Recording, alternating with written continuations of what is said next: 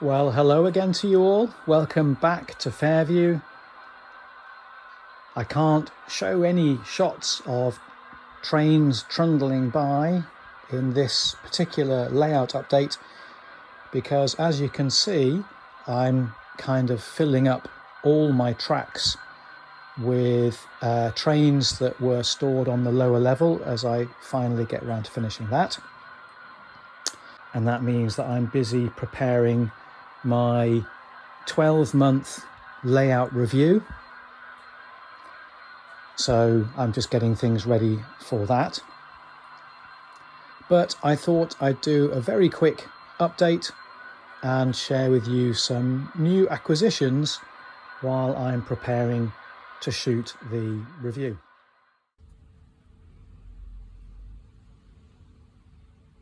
Okay, so for now, we're just going to have a very quick look at some important new acquisitions that I've picked up in these last few weeks. Had a bit of a bonus at work, so picked up some interesting new things. I'll do proper testing and fitting of some of these things yet, but we'll just start off here with an Athearn Genesis heritage unit, the Union Pacific number 1989, which is painted in the heritage livery of the Denver Rio Grande Western. And I organised this with a gentleman called Dave as a private sale. He's been great about it, helped to get things sorted out really smoothly, and still has a KT heritage unit available as well. If people want to look on eBay, they should find that listed. We'll pop back into the railway room in a minute and fire her up for the first time. Two new cars, the S-Clair plastic hoppers by Intermountain. I'm not quite sure they're appropriate for a layout set in Colorado, but I've certainly seen them on Canadian railways in the past. Although then there's also an issue, I think these went out of service a while before my period, but I just like the livery. I think they look really smart. So I jumped at the chance to pick up two of those when they came up on eBay, and then just slide all that to one side, because the other thing which is particularly interesting is that I have picked up a DCC Concepts Cobalt Alpha power unit. Now this is entirely compatible with NCE and upgrades my power system to 5 amps, which I don't perhaps need straight away. My layout at the moment, as you're probably well aware, is pretty small, 14 feet by 8 feet wide, and I'm rarely running more than 2 or maybe 3 locos at once because there's simply not enough room. But I'm thinking of the future, and you know, in due course I might need the extra power.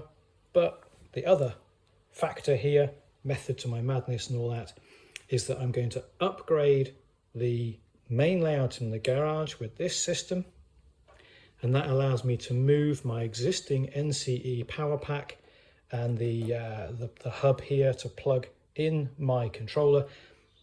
Those things will move to the new shelf layout, to the industrial park, which I mentioned in my last video. So I'm going to take all this through into the railway room now.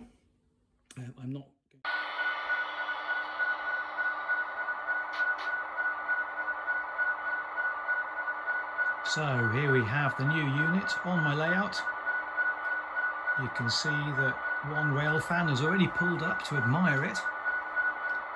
And as always, the Tsunami sound chip sounding really nice now that power is running through. Really splendid loco. I'll add some close-ups of the details in a moment. But we've got, as usual, full control of lighting and so on. Nice deep horn.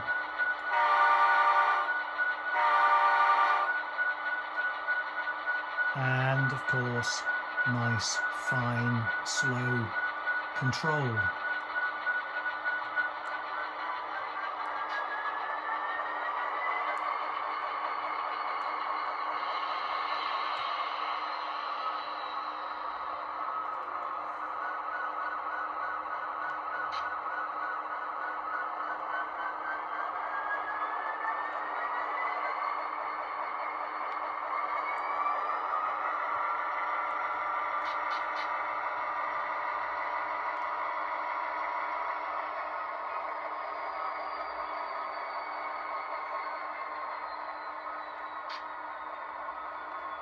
I'll probably have to tweak things. I'll just mute it actually, because one of the first things I will almost certainly do is just tone down the volume a bit. But as you can see, it's a splendid loco, really nice. And for the first time, one I've just bought because I like it, which sounds a bit weird actually, but up until now I've tried to be pretty strict with myself, making sure that I buy locomotives I need for specific services. But hey, just for once I've indulged myself with a loco that just looks really nice, and I'll find a place for it in one of my consists. There's no issue there whatsoever. So thanks again to Dave for organising the sale, and you can look forward to seeing UP number 1989 earning its keep on the layout very soon.